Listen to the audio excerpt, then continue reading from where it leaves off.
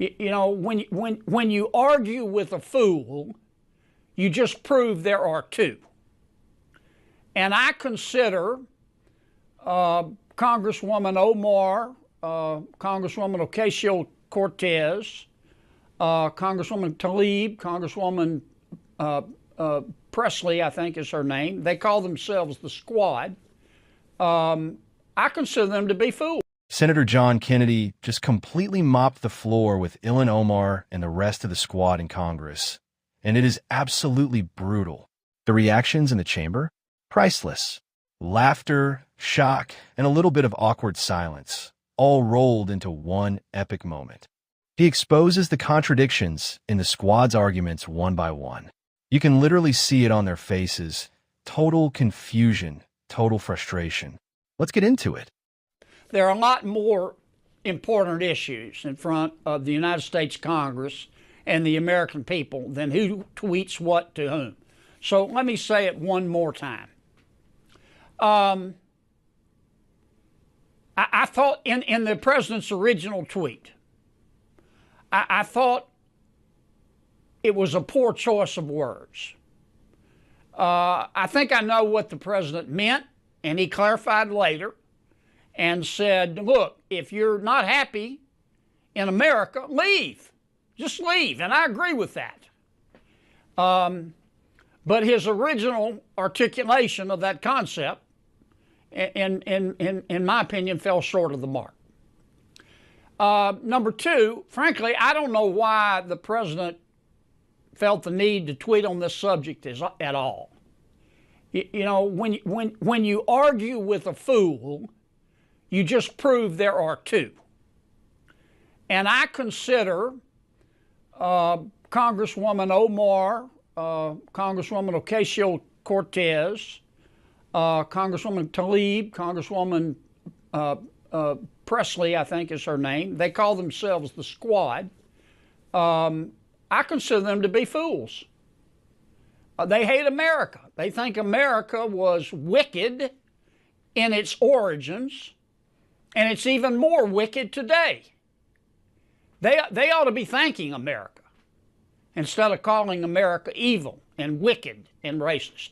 But this is America, and they have the right to their opinion. But I don't like to see the president even dignify their point of view. Besides that, I think that the Squad, as they call themselves, they are destroying the Democratic Party. You know, when your opponent is screwing up, don't interrupt him. Let him go. I mean, just looking at this from a political standpoint, if I didn't know better, I would think the members of the Squad were GOP plants. I mean, they think that illegal immigration, socialism, higher taxes, abortion are all moral goods. They think America, Israel, free enterprise are moral bads. That's not what most Americans believe. And that's kind of where I am on the subject. The president has explained his position.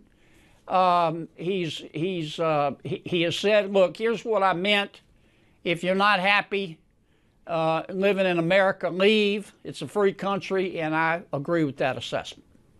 If I am not on this committee for one term, my voice will get louder and stronger, and my leadership will be celebrated around the world as it has been.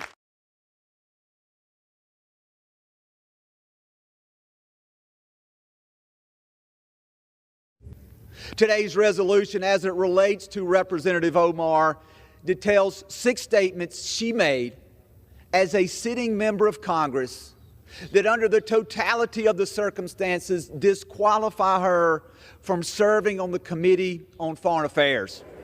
Don't tell me this is about consistency. Don't tell me that this is about a condemnation of anti-Semitic remarks when you have a member of the Republican caucus who has talked about Jewish space lasers an entire amount of tropes and also elevated her to some of the highest committee assignments in this body. This is about targeting women of color in the United States of America. Don't tell me, because I didn't get a single apology when my life was threatened. The representative can say whatever the heck she wants, but we don't have to accept it or embrace it. Individuals who hold such hateful views should rightly be barred from that type of committee. This institution is better because of her leadership, and the Foreign Affairs Committee benefits from her perspective. So let's talk about what's really happening. Republicans are waging a blatantly Islamophobic and racist attack on Congresswoman Omar. And I've said it before, I will say it again. The white supremacy happening is unbelievable. This is despicable. We're not removing her from other committees. We just do not believe when it comes to foreign affairs, especially the responsibility of that position around the world with the comments that you make. She shouldn't serve. Now, I need you guys to comment below. Was Kennedy too harsh, or did Omar and the squad bring this on themselves? I want to hear your takes, because this is the kind of congressional clash you don't see every day. If you love watching epic congressional battles, smash that like button, hit subscribe, and turn on notifications. Trust me, you don't want to miss what Kennedy says next. The squad won't know what hit them.